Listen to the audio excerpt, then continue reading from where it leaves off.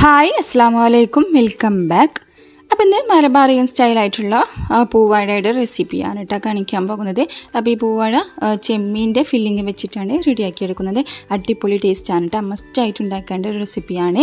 ഇനി നമുക്കതിൻ്റെ റെസിപ്പി നോക്കാം. അപ്പോൾ അത് മെയിനായിട്ട് വേണ്ടത് ചെമ്മീൻ തന്നെയാണ്. ഇപ്പം എനിക്കിപ്പോൾ കിട്ടിയിട്ടുള്ളത് ചെറിയ സൈസിലുള്ള ചെമ്മീനാണ് കേട്ടോ. അപ്പോൾ ഇതിൽ ഏറ്റവും നല്ലത് ചെറിയ സൈസിലുള്ള ചെമ്മീൻ തന്നെ ആയിരിക്കും.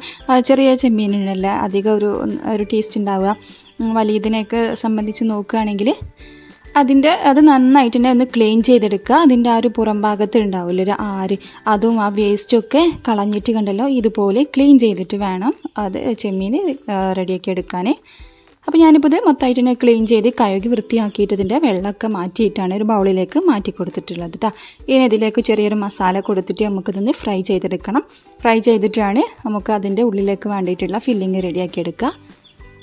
അപ്പോൾ അതിലേക്ക് ആവശ്യത്തിനുള്ള ഉപ്പ് ചേർത്ത് കൊടുത്തിട്ടുണ്ട്. ഇനി അതിൻ്റെ കൂടെ തന്നെ 1.5 ടീസ്പൂണോളം മുളക് പൊടിയാണ്. അപ്പോൾ മുളക് പൊടി എരിവ് കുറവാണ് കേട്ടോ. അപ്പം നല്ല എരിവുള്ളതാണെങ്കിൽ 1 ടീസ്പൂണൊക്കെ ചേർത്ത് കൊടുത്താൽ മതി. ഇനിയിപ്പോൾ അതിൻ്റെ കൂടെ തന്നെ 1/2 ടീസ്പൂൺ മഞ്ഞൾപ്പൊടിയും കൂടെ ചേർത്ത് കൊടുത്തിട്ട് നന്നായിട്ട് ഒന്ന് കുഴച്ചെടുക്കുക. അപ്പോൾ സിമ്പിളായിട്ടുള്ളൊരു മാരിനേഷൻ മാത്രമേ ഇതിലേക്ക് കൊടുത്താൽ മതി. അപ്പോൾ നന്നായിട്ട് തന്നെ കറി വെച്ചിട്ടൊന്ന് മിക്സാക്കി എടുത്തിട്ടുണ്ട്. ഇനിയിപ്പോൾ ഇത് ടൈം ഉണ്ടെങ്കിൽ അരമണിക്കൂറൊക്കെ ഒന്ന് മാറ്റി വെക്കാം. ഞാനിപ്പോൾ അരമണിക്കൂറൊന്നും മാറ്റി വെക്കുന്നില്ല കേട്ടോ, ഇപ്പോൾ തന്നെ ഫ്രൈ ആക്കി എടുക്കുകയാണ്.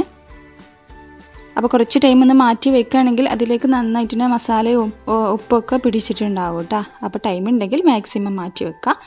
ഞാനിപ്പോൾ ഇപ്പോൾ തന്നെ ഫ്രൈ ആക്കി എടുക്കാൻ ഒരു പാനിലേക്ക് കുറച്ച് വെളിച്ചെണ്ണ ഒഴിച്ച് കൊടുത്തിട്ട് അതിലേക്ക് ഇട്ട് കൊടുത്തിട്ടുണ്ട്.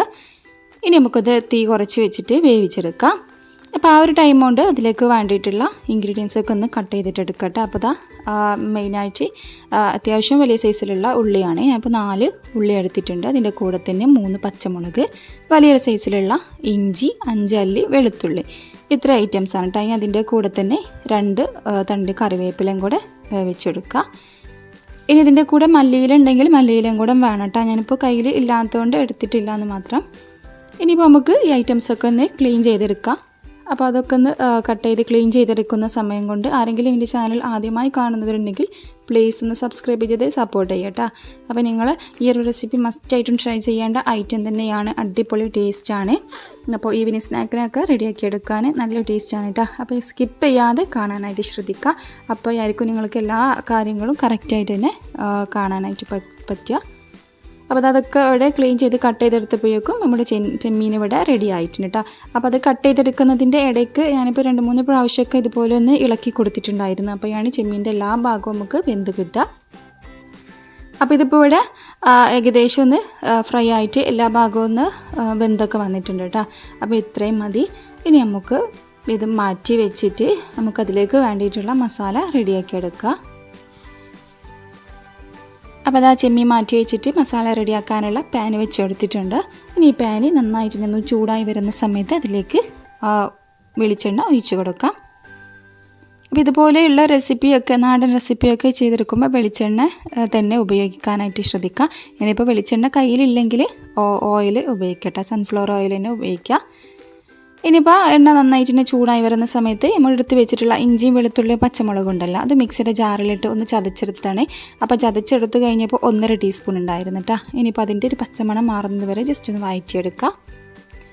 ഇനിയിപ്പോൾ അതിലേക്ക് നമുക്ക് ഉള്ളി ചേർത്ത് കൊടുക്കാം. എടുത്ത് വെച്ചിട്ടുള്ള ഉള്ളി ഉണ്ടല്ലോ, അപ്പോൾ ഉള്ളി കട്ട് ചെയ്തെടുക്കുമ്പോൾ കുഞ്ഞു കുഞ്ഞു പീസാക്കിയിട്ട് വേണം കട്ട് ചെയ്തെടുക്കാൻ. അത് പ്രത്യേകം ശ്രദ്ധിക്കുക.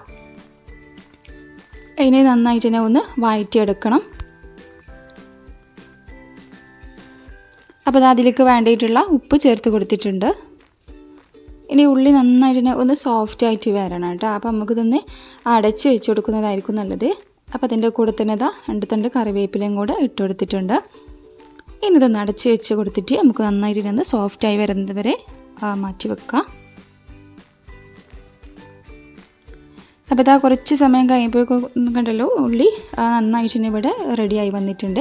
ഈ ഒരു രീതിയിൽ ആയി കിട്ടണം കേട്ടോ. അതുവരെ നമുക്കൊന്ന് ഇടയ്ക്കിടയ്ക്കൊന്ന് ഇളക്കി കൊടുത്തിട്ട് വേണം ഈ ഒരു രീതിയിലാക്കിയെടുക്കാൻ. ഇനിയിപ്പോൾ അതിലേക്ക് വേണ്ടിയിട്ട് 1/2 ടീസ്പൂൺ മുളക് പൊടി ഇട്ട് കൊടുത്തിട്ടുണ്ട്. അതിൻ്റെ കൂടെ തന്നെ 1/4 ടീസ്പൂൺ മഞ്ഞൾപ്പൊടി, അതുപോലെ തന്നെ 1/4 ടീസ്പൂൺ ഗരം മസാല പൊടിയും കൂടെ ചേർത്ത് കൊടുത്തിട്ടുണ്ട്. ഇനി ഈ പൊടി കൂടെ പച്ചമണം മാറുന്നത് വരെ നമുക്ക് ജസ്റ്റ് ഒന്ന് വഴറ്റിയെടുക്കാം.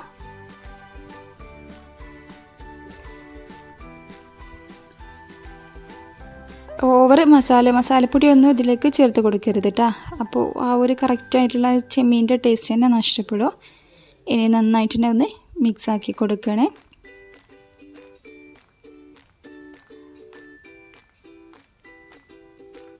അപ്പോൾ ഇത് അതിൻ്റെ പച്ചമണക്കം മാറിയിട്ടുണ്ട്.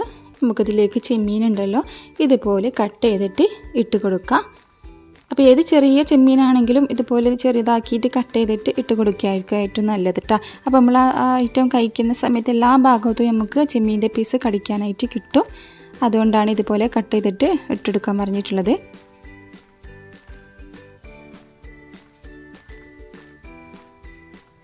അപ്പോൾ ഇതാ ചെമ്മീൻ മൊത്തമായിട്ട് കട്ട് ചെയ്തിട്ട് കൊടുത്തിട്ടുണ്ട്. ഇനി ഇത് നന്നായിട്ട് ഒന്ന് മിക്സാക്കി കൊടുക്കുക. ഇത്രയേ ഉള്ളൂ കേട്ടോ. മസാല ഇവിടെ റെഡി ആയിട്ടുണ്ട്. ഇനിയിപ്പോൾ മല്ലിയില ഉണ്ടെങ്കിൽ ലാസ്റ്റ് കുറച്ച് മല്ലിയിലയും കൂടി ഇട്ട് കൊടുക്കണേ. അപ്പോൾ അത് മാറ്റി വെക്കാം. നമുക്കതിലേക്ക് വേണ്ടിയിട്ടുള്ള ഡോ റെഡിയാക്കി എടുക്കണം. അപ്പോൾ ഇതാ ഒരു പാത്രത്തിലേക്ക് മൈദയാണ് ചേർത്ത് കൊടുക്കുന്നത്. അപ്പോൾ ഞാനിപ്പോൾ 2 കപ്പ് മൈദ എടുക്കുന്നുണ്ട്. ഇനിയിപ്പോൾ മൈദയിലേക്ക് ആവശ്യത്തിനുള്ള ഉപ്പ് ചേർത്ത് കൊടുക്കുക. ഇനി ഉപ്പും കൂടെ ഇട്ട് കൊടുത്തിട്ട് നന്നായിട്ട് ഒന്ന് മിക്സാക്കി കൊടുക്കുക.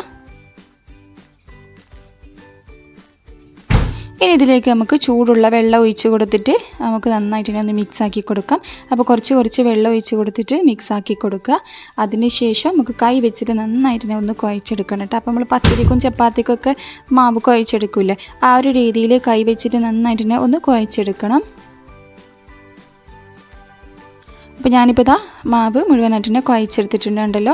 ഈ കുറച്ചൊരു ഹാർഡായിട്ടുള്ള രീതിയിൽ വേണം കേട്ടോ മാവ് റെഡിയാക്കി എടുക്കാൻ. ഓവർ വെള്ളം ഒഴിച്ചിട്ട് സോഫ്റ്റാക്കി എടുക്കുകയൊന്നും ചെയ്യരുത്.